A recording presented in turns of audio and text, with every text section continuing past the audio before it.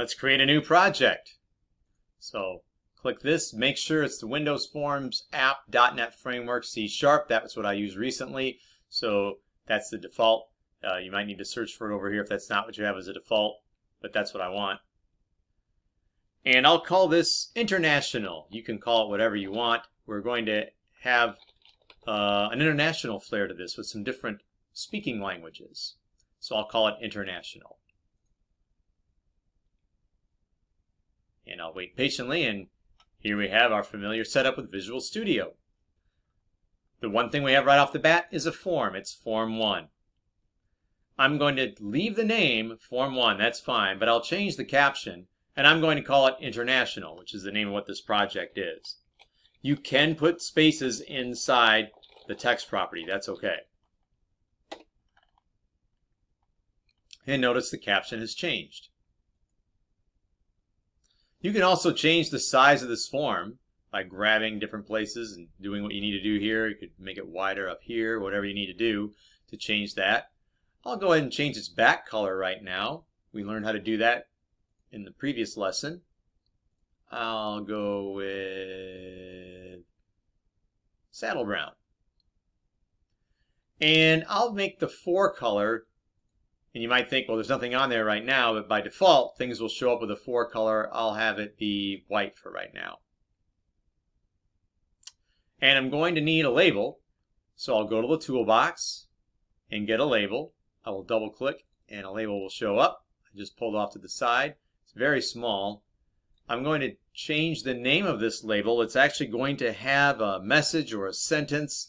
I'm going to call it LBL or phrase. I'll go LBL phrase, but you could call it LBL sentence, LBL message, lowercase LBL, and then a capital, for me, capital P for phrase.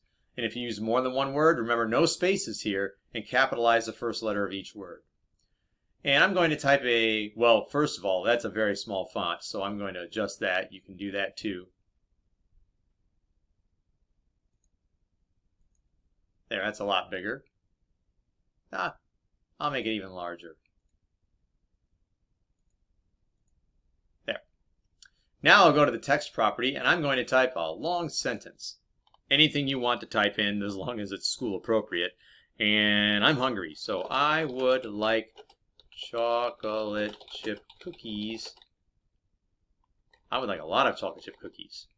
I would like a lot of chocolate chip cookies for lunch today. There. Type whatever you want. Pause the video if it's necessary. You may have the same issue I just had here, that it ran off the side of the form. And of course, we can slide a label all over the place, but another thing we can do is change its AutoSize property. By default, right now we have Visual Studio set up so that AutoSize is true. However big our text is how big the label is. But I can make it false by clicking this drop down thing or just double clicking. And now, don't worry, it didn't go away. I'll grab this and size it however I would like. And I'll do that. I'll change the background color of this as well. I'll make it even darker if I can. I guess saddle brown's pretty dark.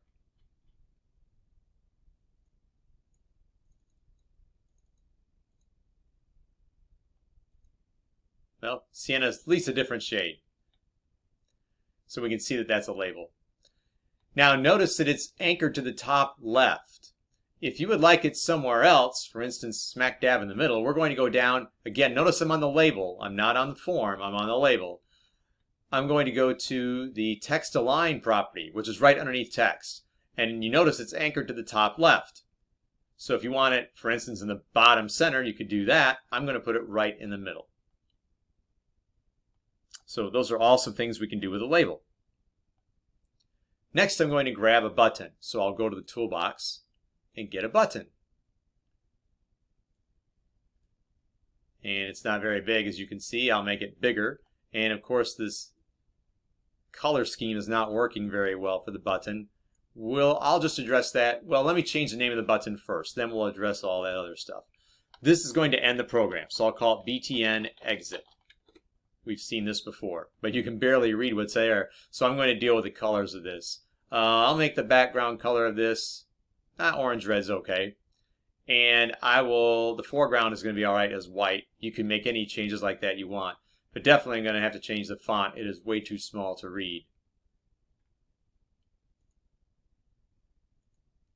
There, I can read that. And feel free to pause the video as you need to. We'll go to the text property, and remember, spaces are okay here. I'm just going to simply type exit to end the program. And we've learned how to code exit. So I will double click on this exit button and go to the click event. And here we're going to end the, if I can spell this, end the program with this. Notice it's trying to complete that for us. That's very helpful. Dot close. Capital C-L-O-S. There it is. I can press tab. I need those start and end the parentheses, and I got to have a semicolon. And that will end the program. We did that before with hello world. And I'll save all. Save early, save often, and save all. I'll press start, and this should work to end the program. It does. I'm also going to put my name on here. I'm going to go to this space here on line 10, hit enter a couple times. And I could use documentation with this single space or these double slashes, but I can also do this. I'm going to type just the slash and then this asterisk. Now notice it turned everything green. It'll end when we do asterisk and then a slash. So I could start typing here, go down a line. I'll type my name. I'm Mr. Bauer. I can type today's date, whatever it is, today's date, and the name of this program, International. And maybe what it does. This program will have a cookie message in 3 languages. That's what's going to happen. And then I can have the asterisk followed by the slash, and now this stuff below it is not all green anymore. That's good, because that green is an indication for us in Visual Studio that that is a comment or documentation, and Visual C# is ignoring it. But this is useful for us to see later on, to know who did it, what day, what it's called. We've got all that going on. And of course, the program still runs the same because we just added documentation or comments. So I'm going to go back to the design now, and I'm going to need another button. Now I could go to the toolbox to get another one, but if I know I want it to look pretty much like the one I already have, I'm going to go ahead and copy this. So I can do Control-C since it's selected, or right-click and copy. And I'll do Control-V to paste. That seems to work better. And I'll put it wherever I want. I'm going to end up eventually with 3 more buttons. This button is going to generate this phrase in English. So I'm going to go up to the name and change it from button 1. Now I know the text says exit, but the name of this button right now is button 1. I'll go lowercase btn and uppercase E and English. I'll try to spell it correctly though, although Visual Studio doesn't care as long as I'm consistent. And now I'll go down to the text property. Again, if I change your name, you still look the same. We just changed your name. Now I'll change the text property, and it will say English. And I will double click on the English button. And what I want to have here is to display my phrase in English.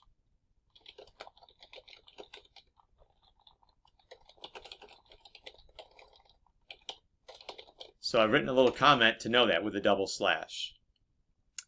What I want to have happen is I want this label to make sure it says I would like a lot of chocolate chip cookies for lunch today. So I'll go here and I'll type LB, oh there it is, LBL phrase. That's what we want. So I can either click it or press tab. You can press enter also, but usually you'd want to either double click this or press tab. Press tab.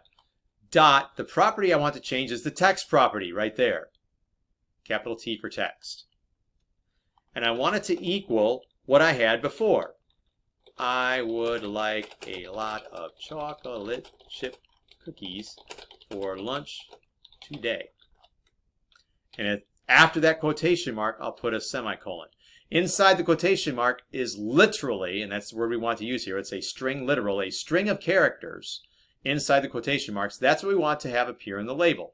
Whatever's here on the right-hand side will get assigned to the left-hand side. So this string of characters, which is the words, I would like a lot of chocolate chip cookies for lunch today, will get assigned to the text property of lblphrase.text.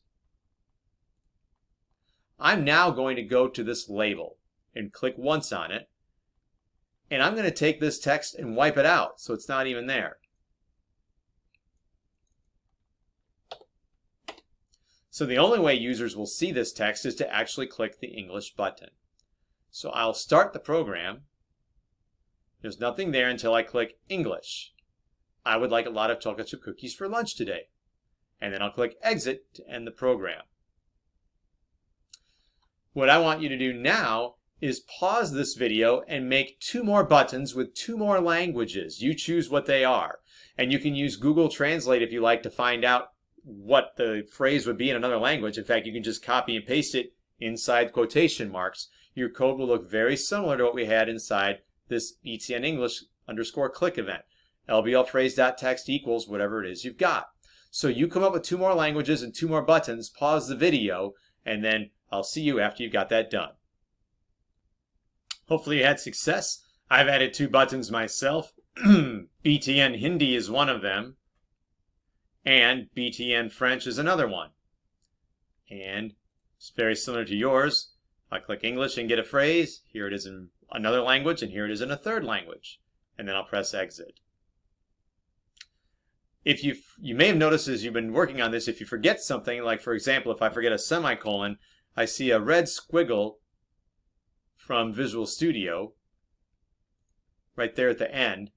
And sometimes it's helpful telling you what you're missing, and sometimes, or did wrong, sometimes it's not helpful. But here it is helpful. It says it's expecting a semicolon, and that's what needs to go there. I will save all. Another thing we should do for buttons is give them some access keys. That especially helps visually impaired people who may not be using a mouse. They may rely a lot on the keyboard, and they may not want to deal with touchpads also. So I will go to English first and go to the text property, and I will put an ampersand. That's kind of the and symbol. It's right above the number 7. Put it in front of English, and you'll notice that you'll see an underline. Maybe you can barely see it under the E for English. I'll go to French and do the same thing. Put an ampersand in front of the F.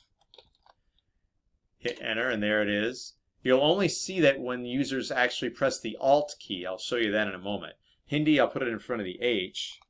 But I've got an issue here. I've already decided to use an ampersand for the E in front of English. I don't want to duplicate myself and put it in front of the E for exit. It can only be an access key for one of them. So for exit, I'm going to put it between the E and the X. There. And by the way, if you ever then think, wow, how do I even get an ampersand to show up if it means something? Well, if I put an ampersand back to back, then it actually shows up inside. But I want an ampersand between the E and the X. It'll be hard to show you this because you can't see my keyboard, but what it means is I can now press Alt. So here they all are, and if I press Alt on my keyboard, then you see those things, they all show up. So if you do Alt-H, then the Hindi phrase shows up. So again, that helps people maybe who are visually impaired or for some reason would prefer to use the keyboard. Maybe their mouse battery died, and then they have a way to still run the program.